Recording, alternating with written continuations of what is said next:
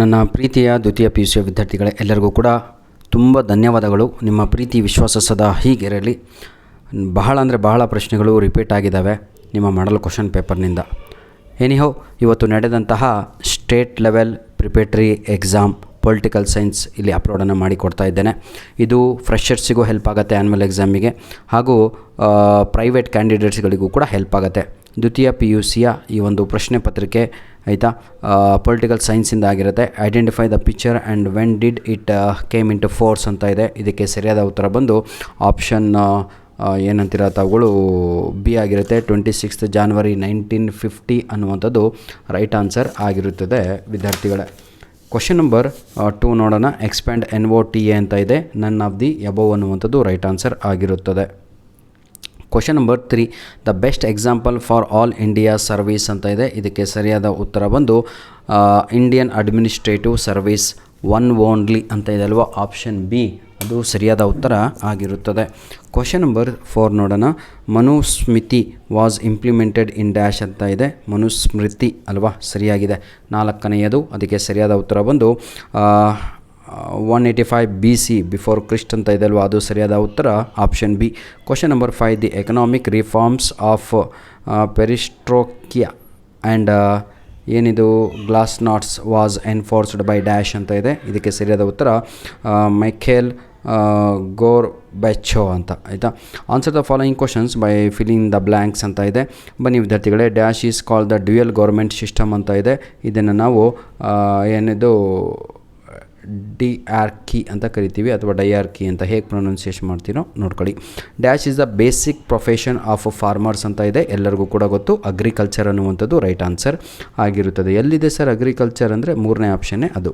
Question number 8, dash is the anti corruption social organisation in Sweden ಅಂತ ಇದೆ. ಇದಕ್ಕೆ ombudsman ಅಂತ ಆಯಿತಾ, ಆಂಬರ್ಸ್ಮ್ಯಾನ್ ಅಂತ. Dash comes in the concurrent list subjects ಅಂತ ಇದೆ.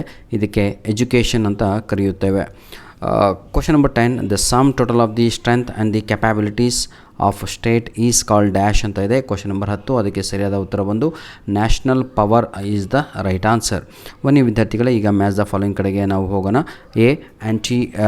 ಏನಿದು ಡಿಫೆಕ್ಷನ್ ಆ್ಯಕ್ಟ್ ಅಂತ ಇದೆ. ಇದಕ್ಕೆ ಸರಿಯಾದ ಉತ್ತರ ಬಂದು ರಾಜೀವ್ ಗಾಂಧಿ ಅಂತ.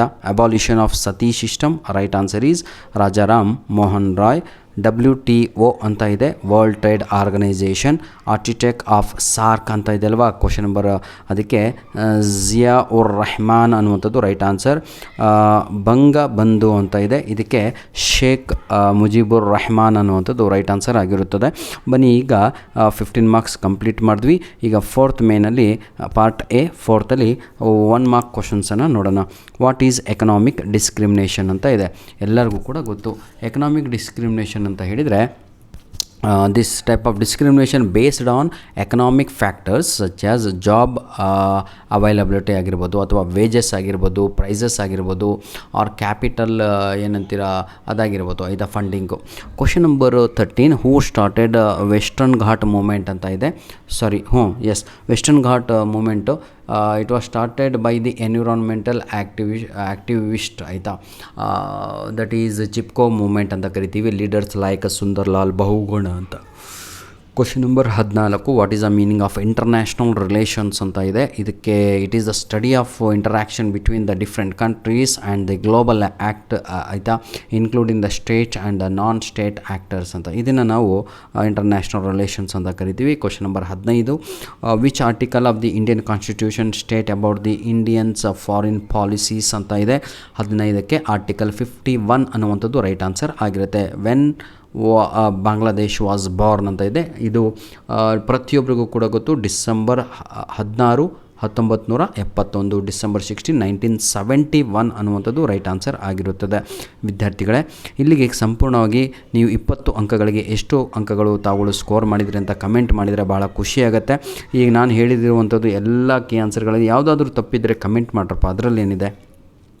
ನೋಡಿ ವಿದ್ಯಾರ್ಥಿಗಳೇ, ಈ ಕ್ವಶನ್ ಪೇಪರು ನಿಮ್ಮ ಆ್ಯನ್ಯುವಲ್ ಎಕ್ಸಾಮ್ಗೆ ಭಾಳ ಹೆಲ್ಪ್ ಆಗುವಂಥ ಪ್ರಶ್ನೆ ಪತ್ರಿಕೆ ಆಗಿರುತ್ತೆ. ದಯವಿಟ್ಟು ಇದನ್ನು ಉಪಯೋಗಿಸಿಕೊಳ್ಳಿ. ನಿಮ್ಮ ಆ್ಯನ್ಯುವಲ್ ಎಕ್ಸಾಮಿಗೂ ಕೂಡ ಅದನ್ನು ವೇಸ್ಟ್ ಅಂತ ಅಂದುಕೊಡ್ಬೇಡಿ.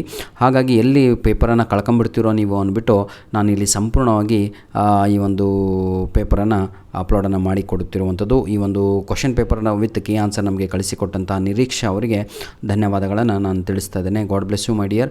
ಇದೇ ರೀತಿಯಾಗಿ ಮುಂದಿನ ದಿನಗಳಲ್ಲಿಯೂ ಕೂಡ ತಾವುಗಳು ತಮ್ಮ ಬಳಿ ಇರುವಂತಹ ಆರ್ಟ್ಸ್ ಡಿಪಾರ್ಟ್ಮೆಂಟು ಕ್ವಶನ್ ಪೇಪರ್ಗಳು ನಮ್ಮ ಇದಕ್ಕೆ ಬರಬೇಕು ಅಂತ ನಿಮ್ಮಲ್ಲಿ ನಾವು ರಿಕ್ವೆಸ್ಟನ್ನು ಮಾಡಿಕೊಳ್ಳುತ್ತಿದ್ದೇವೆ.